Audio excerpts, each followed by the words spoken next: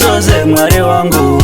Hatingati Mwari tinogona, hatingati ise tinoziva, hatingati Mwari tinofema kana imi musipo. Kana Mwari musipo upenyu wedu wafa kuti ngauwanepi, kana ishe musipo mweya yedu yafa kuti ngayama sei. Upenyu watinorarama unobva kwamuri wedenga, nebvudzi rangu Jehovha wehondo chokwadi makariverenga. Neshiri dzedenga Mwari wangu ndimi munodziraramisa, nemhuka dzesango Ishe wangu ndimi munodzipa upenyu. Uyai, uyai muraramisi Ishe.